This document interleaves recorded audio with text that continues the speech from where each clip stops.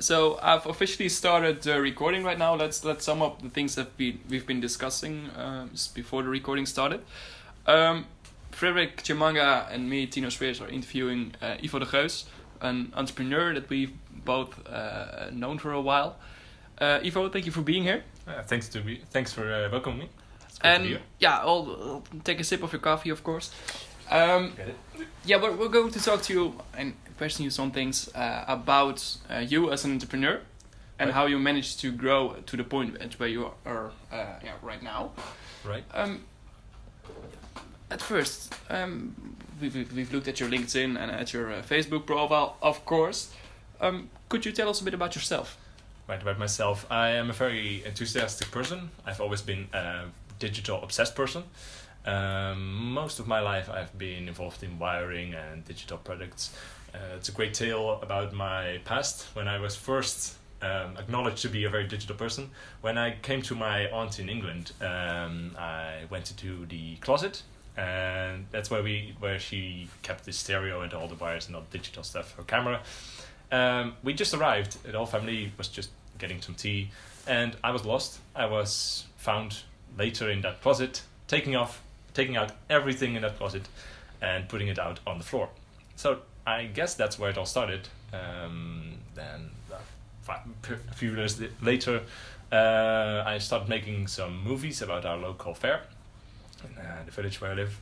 I made some DVDs of them and sold them to all the people in the town for too much money, like 20 euros per DVD, and it was a terrible DVD. But I made quite a bit of money from that, and it was the first time I actually did some business. Okay, so that was the first moment on from where you could Right. say you were some kind of entrepreneurial minded. Right, and that's when I was 12 years old. Okay, and how did that progress? Because you obviously liked to roam around and find possibilities. Right. Most of the people I when I made the DVD, I went door to door. Most of my neighbors came to see me as the little man who knows about computers. And when I was about 15 years old, I started helping people in my town and all around, helping them with computer problems. Especially the elderly. Especially the elderly, right. because the village where I live is mostly elderly, but also just some younger people who have Wi-Fi connectivity problems or who have some questions about their digital environment. At that point, I also started to develop skills in programming languages. So that's also when I made my first website, and that's when really the business side came into play. And when did you actually start as of the entrepreneur that you're still right now? The official business, you mean? The official business, Right. yeah, or the activities that Right. are being But- combined with it. Right. The official business I started when I was 15 years old, just like I said. That's when I first started the websites. I've made quite a few websites at that time. When I look back at them, I don't think they're that good, but for the time, they're fine. I made quite a bit of money of them, and it was a very good learning experience at that time. And why did you become an entrepreneur? Because you said you made quite a lot of money of it. Did you do it for the money or for some other reason? At first, I started learning the programming languages just because it's fun. I was introduced to them at school, and it was mostly as a side project. And when I went to the Dutch registration for the companies, Kamer van Koophandel, Chamber of Commerce. Chambers of Commerce, that's fine. Yeah. It was mostly because I had to write invoices to other businesses who can't otherwise pay me. For consumers, it was fine just to hand me some money, that's fine. But that was the first necessity of actually starting the business. Okay, so obviously when you're running a business, there are some necessities and obligations. Right. What do you like the most of being an entrepreneur? The entrepreneur. Well, I always say to people, the best thing about being an entrepreneur is the freedom. You always get to take your offers, you can find your own customers, you can reject your own customers. And the best thing about being an entrepreneur is making your own structure in life. So you can say, when I'm going on vacation, I can just go for a vacation on 3 months, and nobody cares. I don't have really. I'm my own boss, so I can say I'm going off for 3 months. But it's my own responsibility that comes with this freedom. Freedom gives you your own responsibility to get the money you need for your vacation or your days off, or and that's really the big responsibility you put on yourself and the burden you put on yourself. You have to think about everything you do and always have to look far in advance, much more than when you get actually in just a normal pay wage. Normal loan, normal loans. So you're talking about the responsibilities, that kind of an obligation, of course. Right. Have you had any worries when you started off as an entrepreneur, like legally? Like legally, well, just like I said, most of the projects I actually started on were fairly casual. They were business.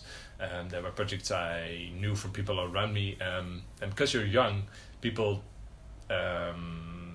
think a bit about you as well.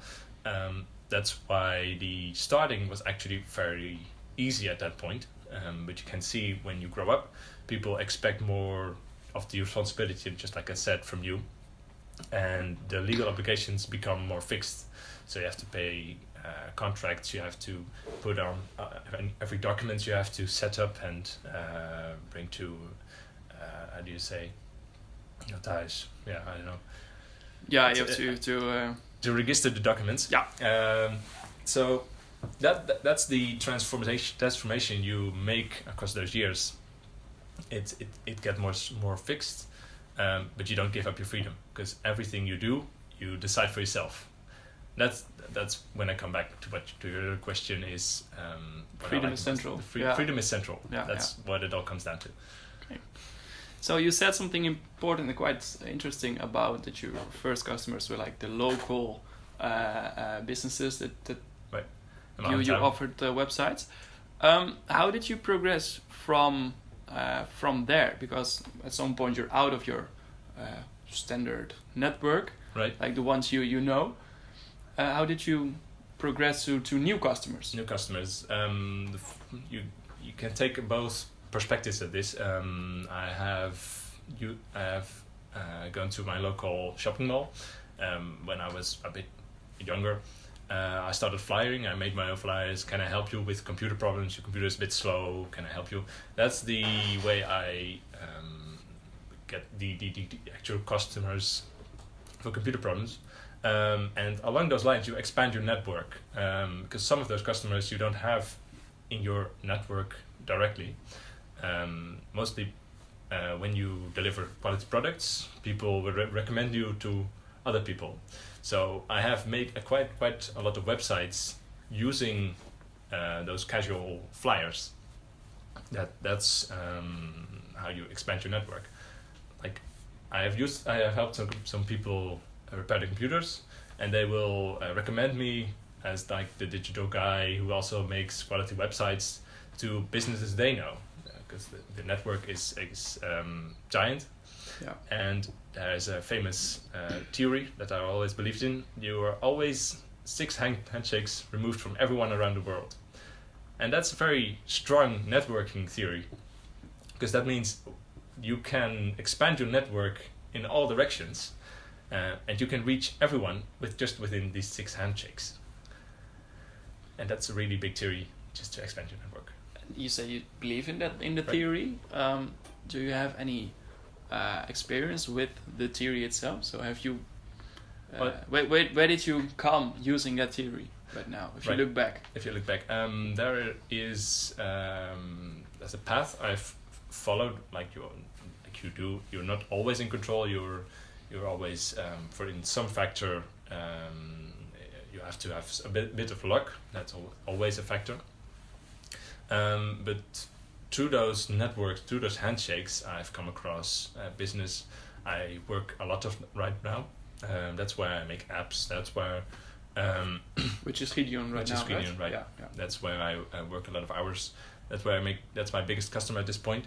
But they can recommend me to other businesses I've come across through Gideon, to a lot of other customers who require me to make websites or apps. That's a lot of opportunities. And what I see is whenever you start working, it's like the burden of knowledge. The more you know, the more you know that you don't know. I don't know if I'm saying that right. Whenever you expand your network, you can see there's always coming more work at you. When you deliver quality work, which is what I believe in, people will recommend you, and your network will expand almost automatically. Okay. And you said Gideon is your biggest customer right now. Could you tell a bit more about Gideon? What is Gideon and what you're doing right there? Gideon is the biggest installation partner of telecom providers and energy providers in Netherlands. They're expanding to Germany right now, and most of their customers are from Exersval, Telfort, other installation companies where they put up your internet boxes, your televisions. That's the experts, they send them to your home, and that's the way they organize those installations.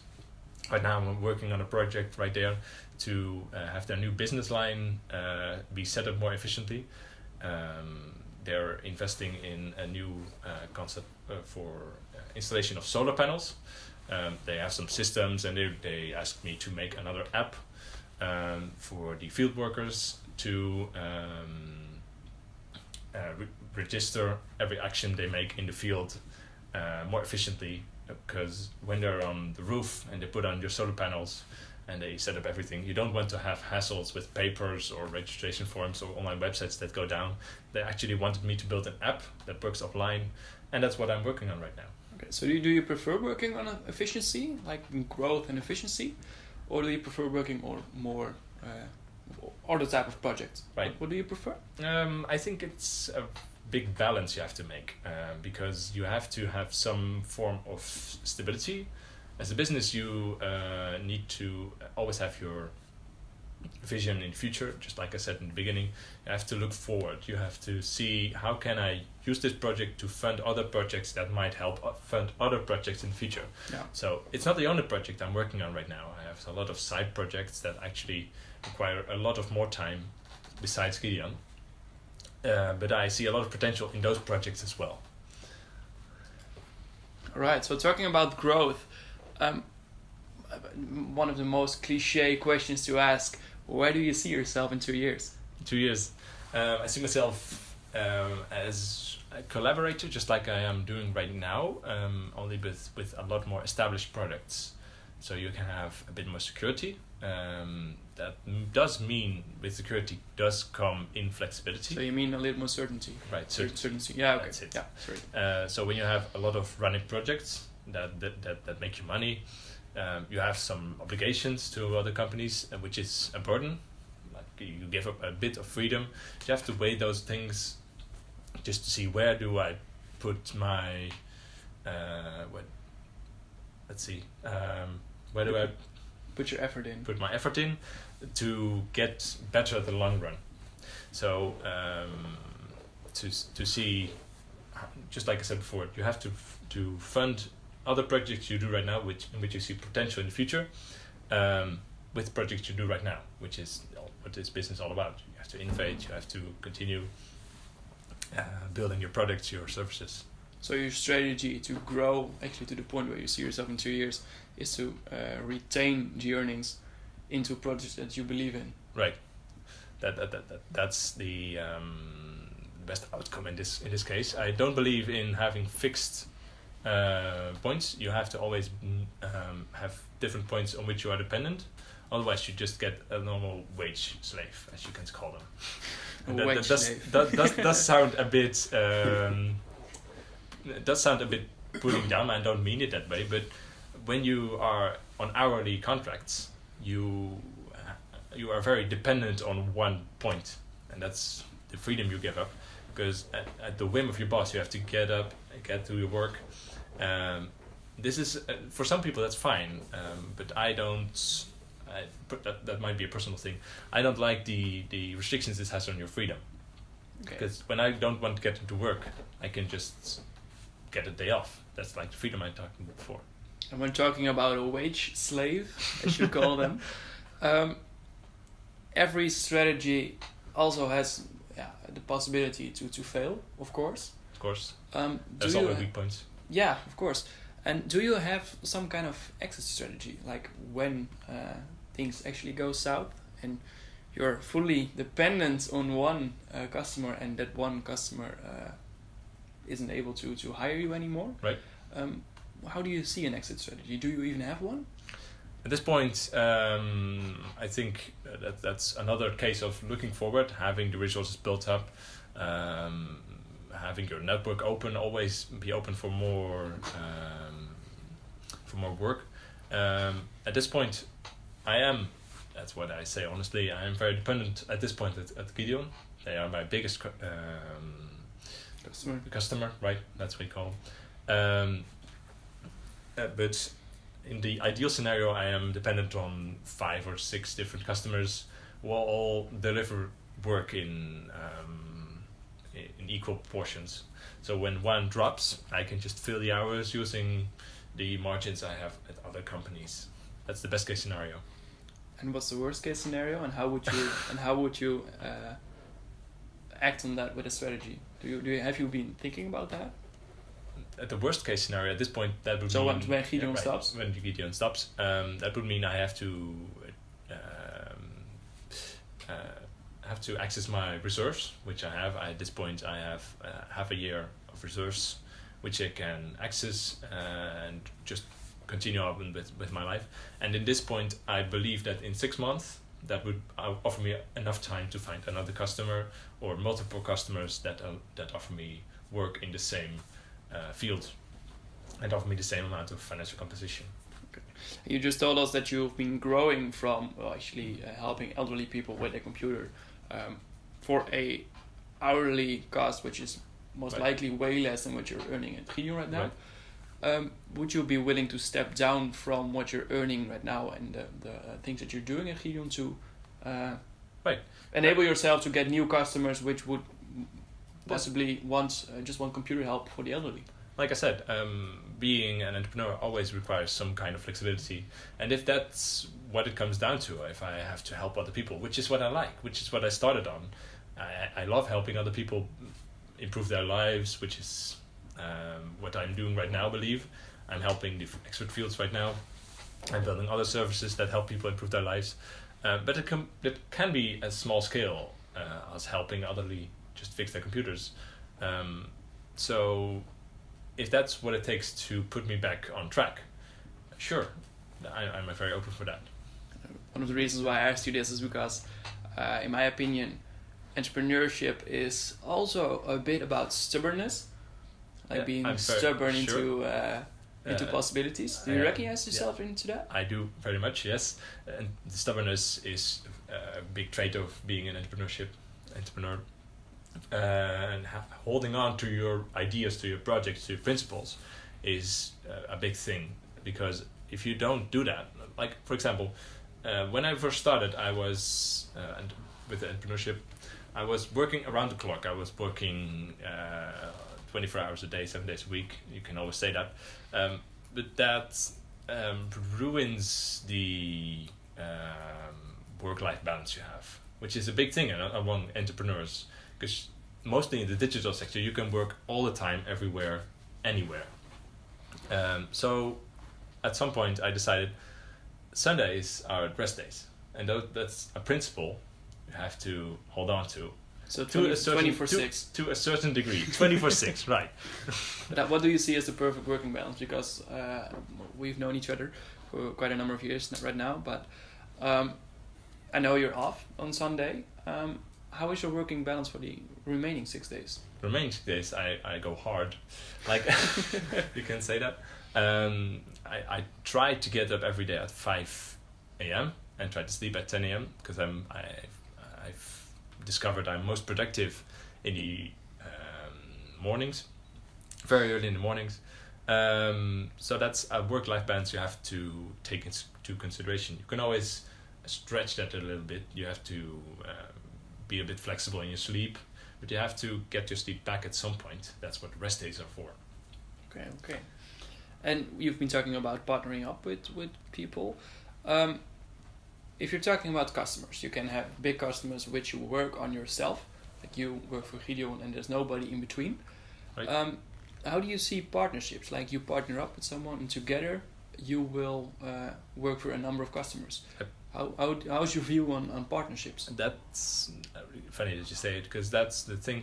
I believe it's a certain outcome in the future that I would really like. The best case scenario is where everyone collaborates on making one big or making multiple big good projects, which is a network environment in which we both have done business in.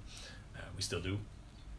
In this case, you can access external knowledge. So, like, I am very good at programming, and I am very good at other points in what I do. But if I asked someone to make an app design, which is what I asked someone to do for the app I'm building right now at Gideon, I'm not very good at designing. I don't want to put the time in, the effort in designing, and I believe you should specialize, and that's what a network environment is all about. You can access the knowledge from external points and get the best at what you do yourself, and that's also a thing you have to decide on when you start entrepreneuring. You have to do a few things really good, and you can always innovate, you can always take on new work from other places, but you have to know where you started, and that's where you can help people. So at my point right now, I'm very good at just building apps. That's what I do, building websites, building apps. So purely the core knowledge and not Right. really the designs. And accessing other people's knowledge and having them do that work for you. And if other people do that as well, just that's the best outcome when everyone helps each other. It's might sound like an ideology, best case scenario where everyone helps each other and everyone is happy. That sounds a bit, how do you say? Wonderful. Wonderful. Yeah. It might be something like that. But I do believe that's a really big outcome. Okay, so we've talked about the things that you're able to provide to your customers right now. What would be things that you would want to achieve with new partnerships? So what are the new things that you would like to offer new customers? Right, new customers. I am building a new app, a few new apps and new services. I am building it in collaboration with other people. I'm building apps in collaborations with for you, just like I said. And for most part, that's when I come back to the specialized knowledge. You know a lot more about certain things I do not know a lot about. Oh. And I think we can help each other in that collaboration sense. And to make it a bit more specific, what would be new areas that you would like to offer your customers, like new partnerships, for example, or new? What kind of knowledge would you like to get from new parties, new partners, right, to be able to offer more or new things? Like, right. What would you like to be able to offer your customers? If you look at the upcoming 2 years or so. If I look to the upcoming 2 years, I would very much like to gain a lot more knowledge about the Internet of Things, which is going to be a very big thing. I'm experimenting with building stuff in that direction. And I think if I collaborate with other people building those apps, those integrated solutions, I do believe I can improve the life of my customers, which is it all about. Most of my customers have little things like Wi-Fi that's not working, and there are a lot of solutions that are just not quite the best thing you can do to solve them. Best case scenario, I would have the best solution ready, not only made by myself. For every problem at hand, right. And if you're talking about a company, like you want to expand, like I think every entrepreneur, yeah. Do you have some kind of role model for your future idea of the company? Let's see. You can also come back to that later, right. Because it's. I don't really have a role model at this point. I do believe you should surround yourself with people who are better at stuff than you, because if you surround yourself and make yourself a tutor, that's a very noble thing to do. Help other people gain knowledge. But there has to be a balance in what you learn others and what you learn from others. And I do believe in the best case scenario in the network environment, just like I said just now, you will gain knowledge from other people, which is specialized knowledge. You don't have to take that all in, but you have to understand what they can add and how to create new solutions. And I do believe that's the best way to go around. Right. Something you learn in school, and you most likely also do, is the importance of a business plan. Right. Let's start off with the fact, did you ever even write a business plan? I have not written a business plan. I have formalized my ideas, and I do think that's the big thing about a business plan. You have to write it out, you have to put everything in your head on paper and have it read by someone else. And that's how to see the faults in your plans. And you don't need the static format of a business plan for that. It has certain aspects that can help you find problems, but I don't think it should stop you executing your ideas, your best plans. And how solid do you think that your, let's call it a draft, Right. how solid do you think your draft was at the time? At what point do you mean? A business plan has to be extremely solid, of course. Right. How solid do you think that your draft, your formation of the business plan was? Just like I said, I have never actually written a business plan for my own business. I have written concepts and formalized ideas for additional services I'm building, but on a scale from 1 to 10, how formal, it would mostly be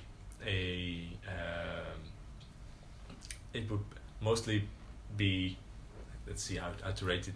I guess you could say 5 out of 10 on formal scale. So it was quite a draft. Formal scale. It was quite a draft, yes. It was quite a draft. And at some points I have taken on some customers that were that had plans, that were great plans. They had thought it out everything, and their plan still failed.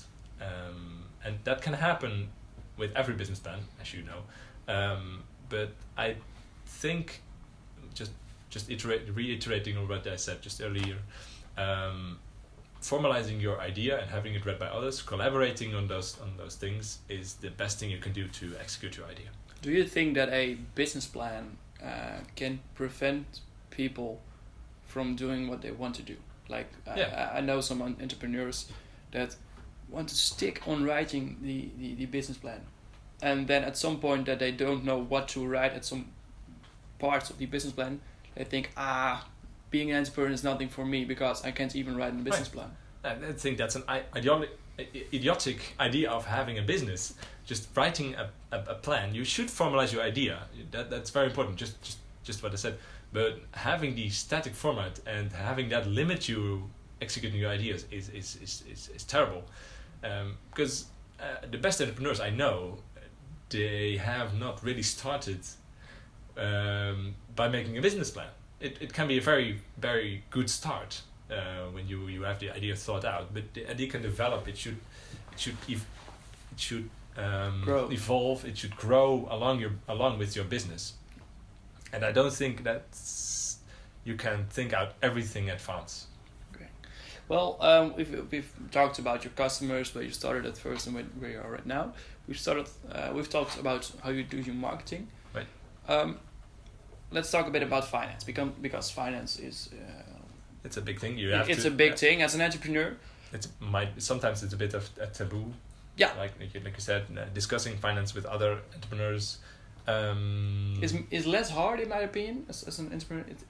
Do you think it's less hard to talk finance with other entrepreneurs than it is in general Dutch environment? If you get what I mean? Dutch, most of the time there is just everywhere, I imagine, there's a bit of a taboo on discussing how much you earn. But I think in entrepreneurs, the taboo is a bit lower than actual wage contracts. Because at work, there are salary discussions.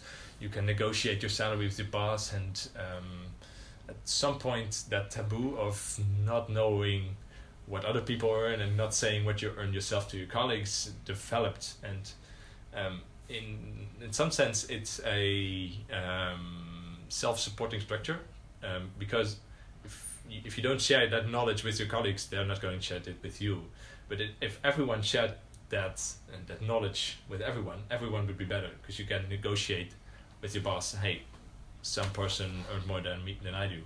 And that's a great saying. If you share your finance ideas and with others, it would be great.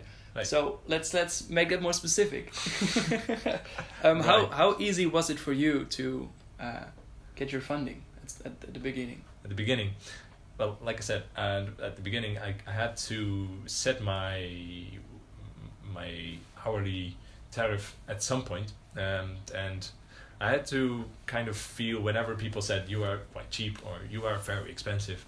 I have tried with multiple customers to see what is an appropriate tariff, and you can see that whenever I get older, you can increase your salary because you gain more knowledge, you can better and fast solve your problems, and you get taken a bit more seriously. And how did you do your funding? Because we're now talking a bit about wages. Right. How did you do your funding at first? Because we just talked about before the interview that you didn't really had any funding as you started of helping the elderly. Right. At the point where you started needing some capital to actually provide people with a service, how did you get that funding? Well, mostly it was earned. Like just based on those customers, I saved up a lot of money, and for some customers, I had to get specific equipment, like cameras. For some customer, I had to record some stuff. For other customers, I had to develop certain apps for certain phones. That's what I had to save up for and actually make that funding and invest it in myself at some point as well. So retaining the earnings. Right, to retain the earnings. And I think that's a big thing as well. You have to look forward. You have to see what can my next opportunity be, and you have to save up for that. Like at that point. Do you think that investing is more important than paying yourself? Because investing is kind of paying in yourself. You're investing in your future, and you're paying yourself out in the future. Because if you don't invest in yourself, you're not going to get those earnings in the future. If I hadn't invested in myself at that point, I would not have taken on those customers, and I would not have received those income. I would not have expanded my network, and I may not be at the same point as I am today. And how do you decide what a percentage you will invest?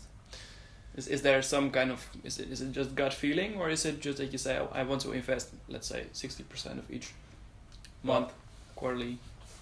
I don't really have a percentage to give you, but I do know that a certain it sounds very vague when I say it like this, but some amount of money I have to put back in my business, and which is what I will not get out of the business bank account, just to invest it back in myself. Okay.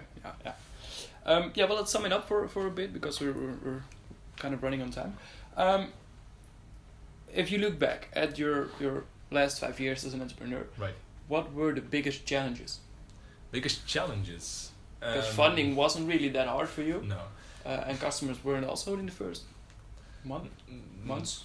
First months would be just local customers. At some point you have to, just like you said, at some point your network is exhausted and you have to expand your network, which is what might happen when you get very local. As soon as you take on the initiative of expanding your network yourself, either by flying or putting advertisements online, or actually calling businesses like I did as well. That's a burden now. How do you say? That's a plateau you have to get over, and you might come across that plateau a lot of times when you become an entrepreneur. Your network becomes exhausted and does not have any work for you.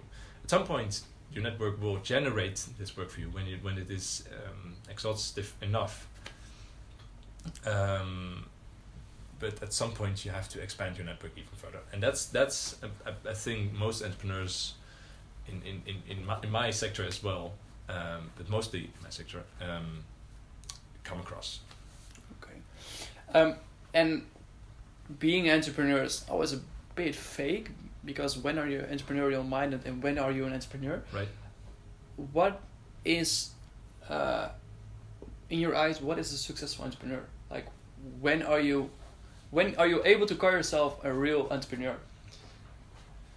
That's a big question, but I do believe, like I said in the beginning, that a real entrepreneur should have the freedom of putting his time whenever he wants and wherever he wants. And I think that's the biggest thing about being an entrepreneur. And some entrepreneurs get fixed in their hours, and I think when you have 100% control of your time, which is impossible, by the way, you always have some limitations on whenever you and wherever you can put your time. But I think the control over your own time is what makes an entrepreneur an entrepreneur. Right. So being in control. Being in control. That's it.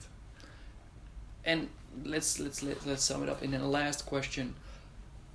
What advice would you give after your 5 years of an entrepreneur to new entrepreneurs? Because we've talked about that a business plan isn't. It's good to have for yourself what you want to do, but it isn't required to write a full static business plan. What advice would you give a future entrepreneur to do and what not to do?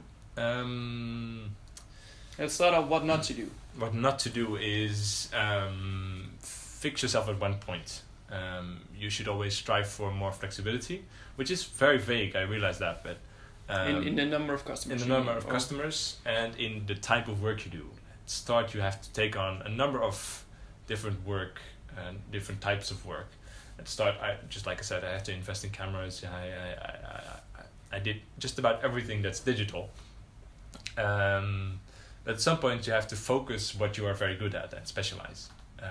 And I do think the advice I can give to entrepreneurs is take on whatever you can, but do specialize and look into your network where the specialization you actually at what you're good at, that's where it's required.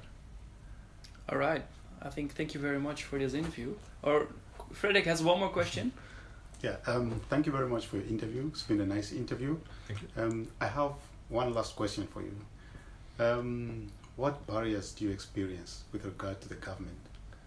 For example, the tax office. The tax offices. They come up, the Chamber of Commerce. Right. For example. I had expected more barriers, to be honest. My father had to allow me to start a business and had to stand for my finances and had to help me in some way in that thing.